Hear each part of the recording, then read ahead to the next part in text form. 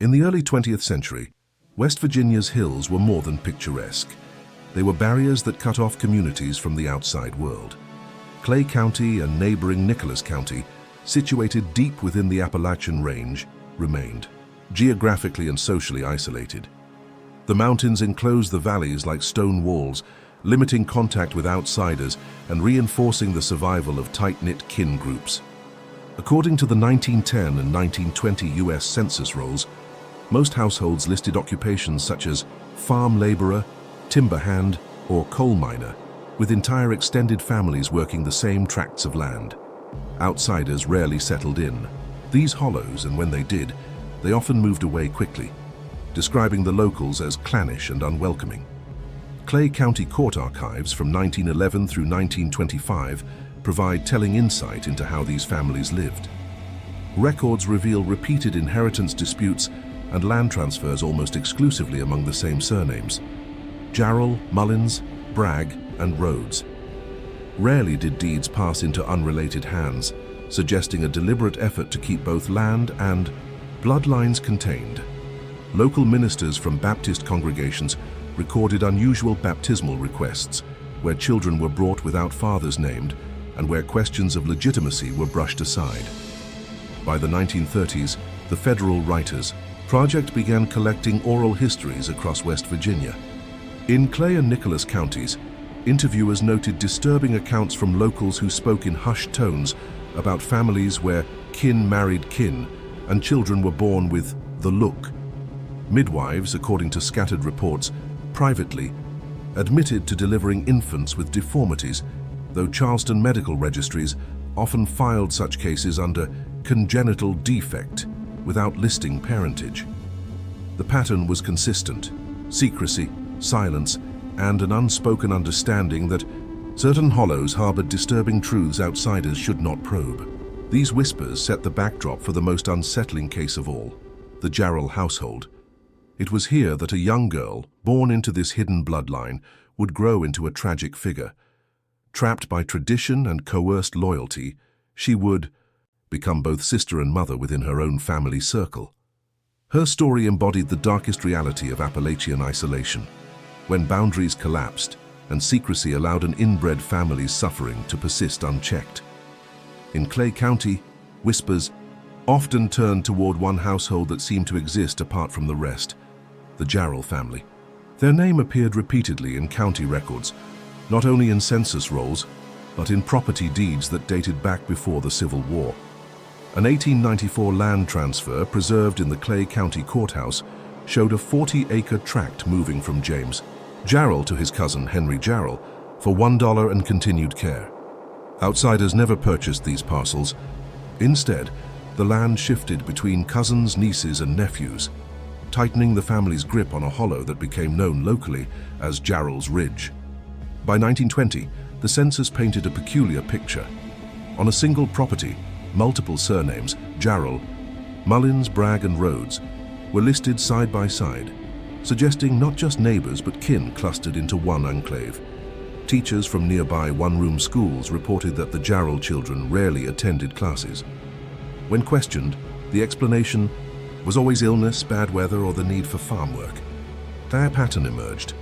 Education was sacrificed to keep children within reach of their own bloodline. Local physician Dr. Hiram Bailey, whose practice stretched across Clay and Nicholas counties, left notes between 1918 and 1923 that hinted at something more troubling. In his records, later examined in a 1947 county health review, he described a striking resemblance among kin, with frailties of bone and feature common across siblings. He mentioned respiratory weakness, congenital curvature of the spine, and peculiar mental sluggishness. Though his words never explicitly accused the family of inbreeding, the implication was clear to those who read his reports decades later. Stories circulated in hushed tones. It was said that siblings within the household had married, that cousins took each other as spouses, and that daughters bore children whose fathers remained under the same roof.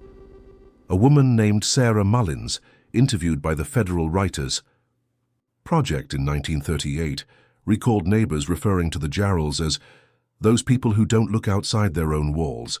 Within this closed circle, A girl named Eliza Jarrell was born around 1908. She was raised under strict obedience, taught that loyalty to blood outweighed every outside influence. To neighbors, she was little more than a pale figure glimpsed in the yard. But decades later, family testimonies revealed her true fate.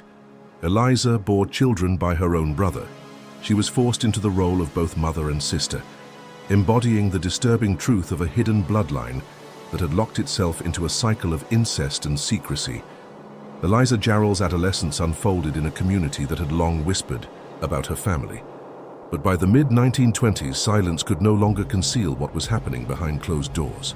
Oral histories collected during the Federal Writers Project in 1937 captured the voice of Sarah Mullins, a neighbor who recalled with unease, "That girl carried babies that looked too much like her own kin.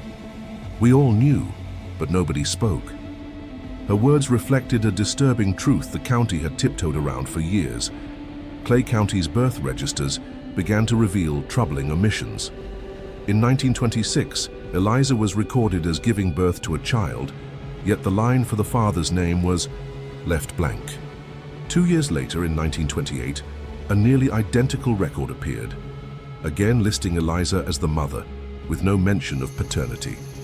Such omissions were uncommon, as clerks usually insisted on listing the father, even if the parents were unmarried. The repetition raised questions few dared ask. By then, townspeople had started to notice the infants themselves. Neighbors later described their peculiar look, crossed eyes, uneven jaws, and delayed speech. In Charleston, medical archives preserve files from General Hospital, noting that in 1930, one of Eliza's children was admitted for congenital malformation and respiratory weakness. Though the report did not identify the father, its clinical description matched the rumors that circulated quietly in Clay County. Family testimonies recorded decades later by descendants suggested what few would say aloud at the time. Eliza's older brother, Thomas Jarrell, had fathered at least her first 3 children. This made her children both her sons and her nephews, a haunting paradox that embodied the collapse of kinship boundaries. Newspapers began to pick up fragments of the story. In 1931, the Charleston Gazette ran a short column describing a Clay county clan known for intermarriage and feeble-minded offspring. Names were omitted, but locals knew who was being described. While no one confronted the Jarrells directly, the veil of secrecy had begun to thin. Ministers whispered about sin from their pulpits without naming the guilty. Teachers spoke cautiously about children who struggled in class but carried the Jarrell look. For Eliza, there was no escape. Loyalty to blood and the force of family. Tradition kept her tethered to a cycle of incest, deformities, and shame. Her life became living proof of the disturbing truth whispered across Appalachia. In isolation, the boundaries of kinship could dissolve into ruin. By the early 1930s, what had once been unspoken in Clay County began surfacing in whispers too loud to ignore. Neighbors no longer viewed the Jarrell household as simply private or eccentric. They spoke of it with unease, in back rooms of general stores and in quiet church gatherings. Oral testimonies gathered decades later reveal that pastors, school teachers, and even the local sheriff had suspicions, though none acted formally. Reverend Samuel Rhodes, who preached at a small Baptist church in Wyden, was quoted in a 1934 letter, archived in the West Virginia State Library as warning, "There are children in these hills who bear the marks of sin upon their very faces. It is not my place to name them, but God sees what man ignores." His words captured the unease of the faithful, many of whom avoided naming the Jarrells directly out of fear of retaliation or shame. The local press occasionally hinted at the situation without ever identifying the family outright. The Charleston Daily Mail ran a piece in September 1933 about mountain clans preserving bloodlines too closely, noting reports of children born feeble-minded and unsound. The article drew on anecdotes from Clay and Nicholas counties, and while no names appeared, the descriptions struck locals as uncomfortably familiar. Doctors, too, began sharing guarded observations. Dr. Hiram Bailey, whose notes from earlier years had already pointed to troubling family resemblances, was reported by a nurse at Charleston General as remarking in 1935 that these children carry the same face, the same weaknesses, as though stamped from within the same mold. Such professional language never found its way into official records, but it circulated informally among hospital staff and county health workers. For ordinary townspeople, rumor became a way of processing what they dared not confront directly. Shopkeepers noticed that Jarrell women seldom entered town, sending children or men instead. Teachers remembered siblings who were withdrawn, slow to learn, and marked by crossed eyes or slurred speech. Neighbors like Sarah Mullins, already interviewed by WPA writers, quietly spread the observation that the Jarrell line won't let outsiders in. By then, the story of Eliza Jarrell had become a symbol whispered in Clay County. She was the girl who had become both mother and sister, her children living proof of incest within a hidden bloodline. While the community wrapped itself in silence, the evidence of deformities and broken kinship ties grew too obvious to dismiss. The stage was set for intervention, not from neighbors but from the outside world, where whispers would soon turn into documented investigations. By the mid-1930s, the disturbing truth surrounding the Jarrell family could no longer remain contained within rumor. Concrete incidents began to surface, forcing outsiders, especially doctors and social workers, to acknowledge what had been long suspected. One of the earliest documented interventions came in 1936, when a child born to Eliza Jarrell was admitted to Charleston General Hospital. The admission record, preserved in the West Virginia Vital Statistics Archives, described the infant as suffering from severe cleft palate, malformed limbs, and respiratory weakness. The father's name was again omitted, raising alarm among hospital staff familiar with prior Jarrell cases. A nurse later recounted to a county investigator that the child's features mirrored the others. They carried the same bent jaw and hollow eyes. Local health workers quietly began compiling observations. A 1937 memorandum from the West Virginia State Board of Health, reviewed decades later, reported an unusual cluster of congenital defects traced to Clay County families. Though the memo avoided naming the Jarrells directly, its details aligned with the cases linked to Eliza and her siblings. At the same time, small tragedies multiplied. In 1938, a boy from the household reportedly drowned in the Elk River. When officials recovered the body, townsfolk whispered about his strange appearance. A neighbor, James Bragg, testified years later in a county hearing that the boy looked more like a sickly old man than a child. School teachers too began alerting authorities in subtle ways. In 1939, attendance logs from a Clay County school marked several Jarrell children as mentally unfit for grade-level progression. The notes mentioned slurred speech, difficulty walking, and frequent illness, symptoms consistent with the deformities observed in hospital records. The most shocking event came in 1940, when a midwife named Martha Rhodes delivered a stillborn infant at the Jarrell home.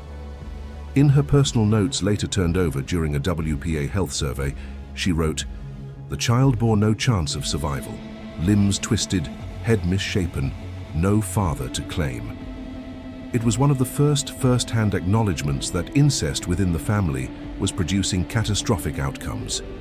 By then, silence could not disguise the medical reality. Physicians, nurses, and midwives, though careful in their wording, recognized a disturbing pattern, deformities and illness repeating across generations of one isolated bloodline. The Jarrells had become a living case study in the consequences of incest and inbreeding, a hidden bloodline now dragging its legacy into the open. By the 1940s, the Jarrell family's private tragedy had spilled into public knowledge.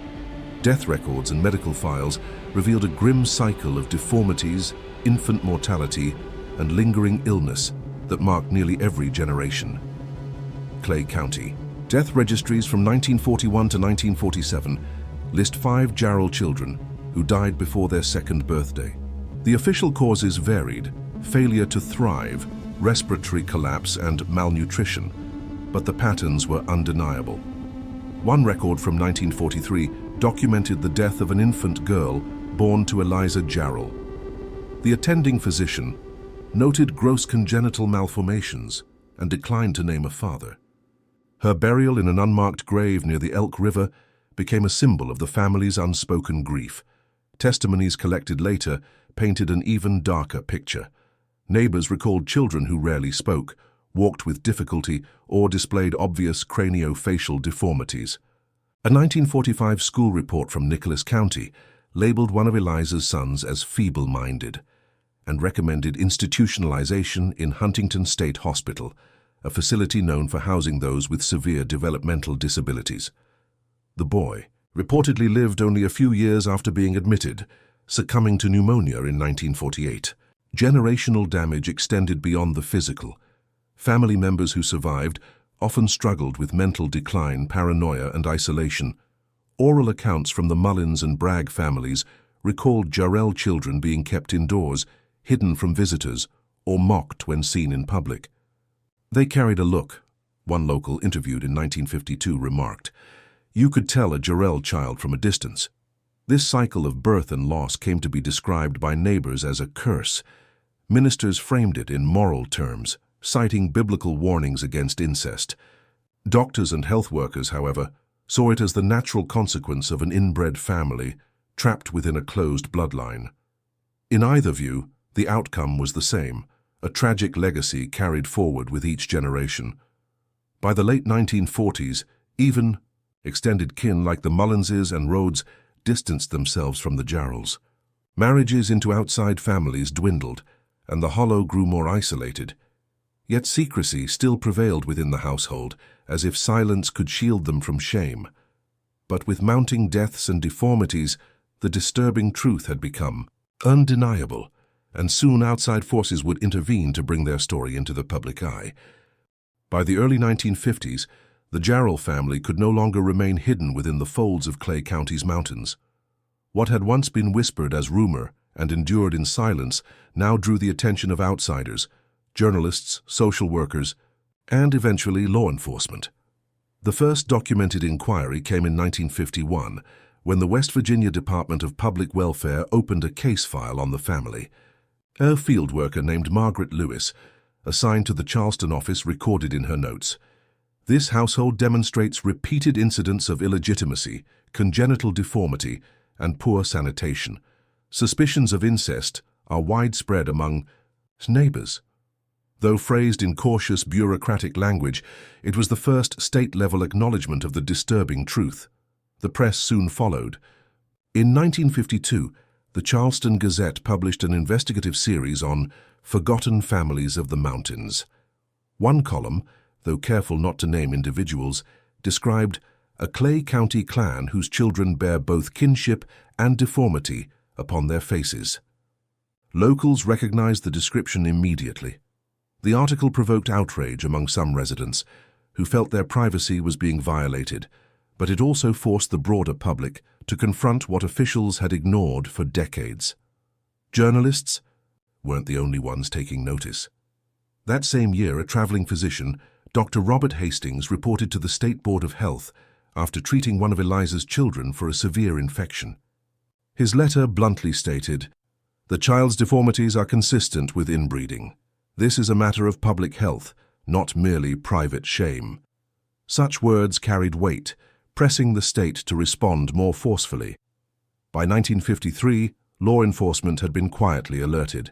Sheriff's deputies investigated allegations of child neglect, but encountered resistance from the family and hesitation from the community. Many locals, despite years of gossip, remained unwilling to testify formally against their neighbors. The lack of cooperation frustrated officials, leaving much of the case dependent on medical reports and welfare files. Still, the veil had been pierced. Once outsiders entered the picture, secrecy could no longer provide protection.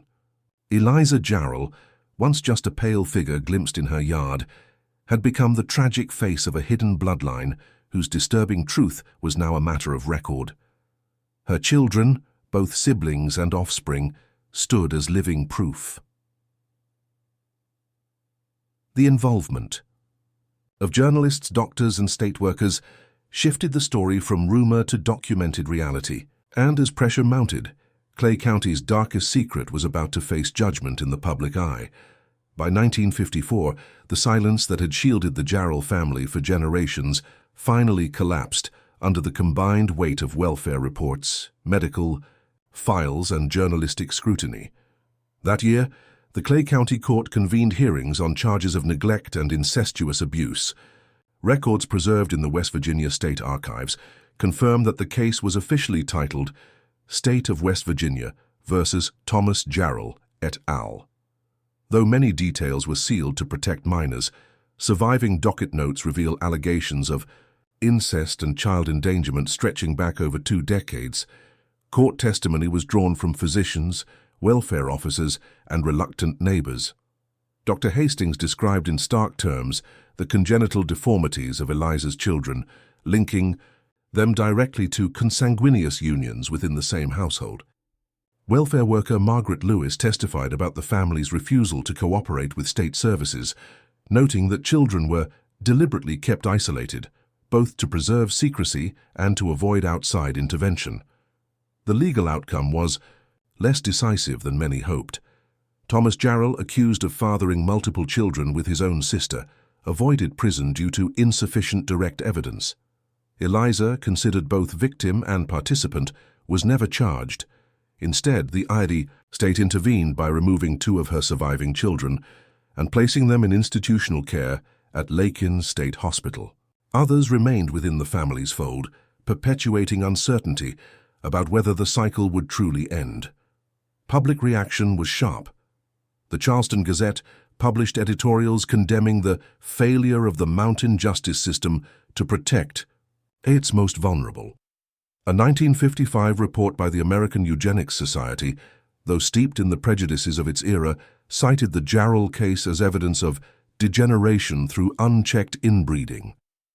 For many outsiders, the family became a symbol of backward isolation, an unfair caricature but one that cemented their place in the darker annals of Appalachian history. By the 1960s, as younger Jarrell descendants left Clay County, the story faded from headlines but lingered in whispers. Genealogical records confirm branches of the family dispersed into neighboring counties, often changing surnames to escape stigma. Yet the legacy could not be erased. Eliza's life, trapped within a cycle where she was both mother and sister, remains one of the most disturbing truths uncovered in rural America. Today, historians view the Jarrell case not simply as a tale of hidden bloodlines and deformities, but as a failure of institutions to act swiftly. It exposes how secrecy, community silence, and official hesitation allowed an inbred family to suffer across generations. The haunting legacy is a reminder that some of America's darkest family secrets were not hidden in distant lands, but in its own forgotten hollow.